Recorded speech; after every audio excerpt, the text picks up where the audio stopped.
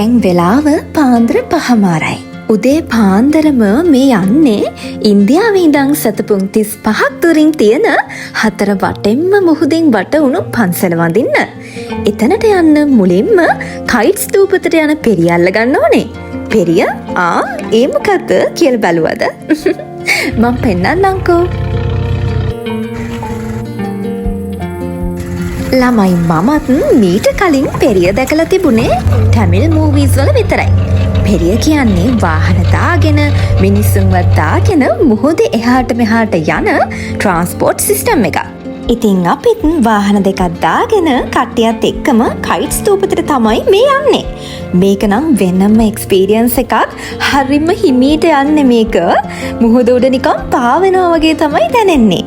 යන ගමන් මං හිතුවේ හදිසියවත් ගිලුනොත් මොකක් වෙයිද කියලා. කතාවෙන් කතාව ඔන්න අපි කයිට්ස් වලටත් ආවා. දැන් මේ යන්නේ අර මං කිව්ව මුහුද මැද්දේ තියෙන පන්සල වඳින්න. ඒකට යන්න තියෙන්නේ බෝට් එකේ. ඉතින් ඊට කලින් අපි අරගෙන ආව උදේ කෑමත් මෙතනින්ම කෑවා. බෝට් එකේ යන්න ටිකටුත් අරගෙන මේ යන්නේ තොටුපොළ ගාවට.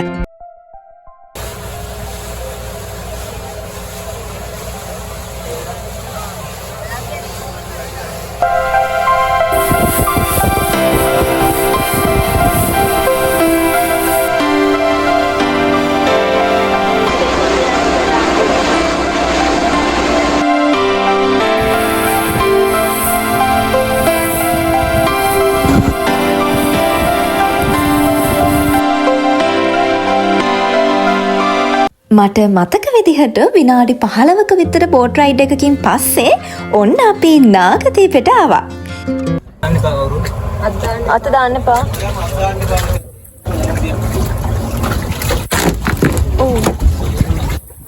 යාපනයේ දිස්ත්‍රික්කයට අයිති වර්ග කිලෝමීටර 4ක් විතර වෙන මේ සුන්දර දූපතට තමයි බුදුහාමුදුරුවෝ දෙවන වරට වැඩම කළේ. බුද්ධත්වයෙන් පස්වෙනි අවුරුද්දේ බක්පොය දවසක මැණික් පුටුවක් නිසා අරගල කරපු චූලෝදර මහෝදර නාග රජවරුන් දෙන්නව දමනය කරන්න බුදුහාමුදුරුවෝ මේ තැනට වැඩම කළා. ඊට පස්සේ ඒ මැණික් පුටුව තැන්පත් කරලා තමයි මේ නාගදීප චෛත්‍ය හදලා තියෙන්නේ කියලා සඳහන් වෙනවා.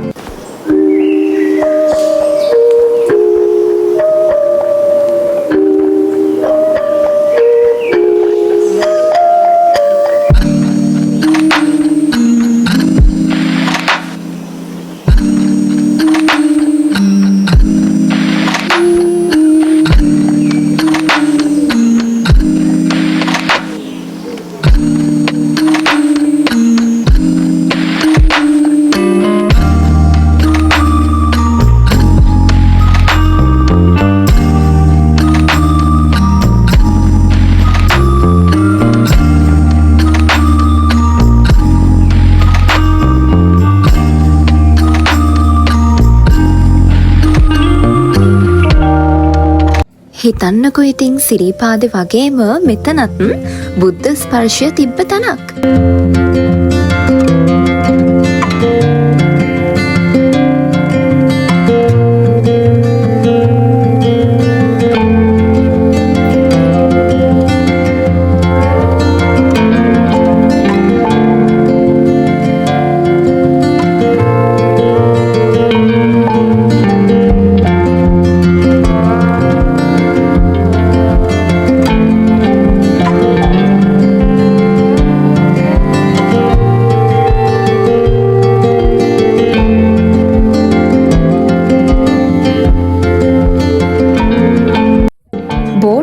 උදේ 9:00 වෙනකොට ආයෙමත් මෙතනට එනවා කියලා කිව්වා.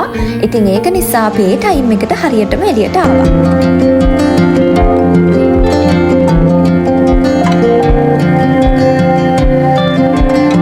ඔන්න එහෙනම් මුහුද මැද්දේ තිබුණු ඒ නිස්කලංක පන්සලත් වැඳලා අපි ආයෙමත් කයිට්ස් වලට ආවා.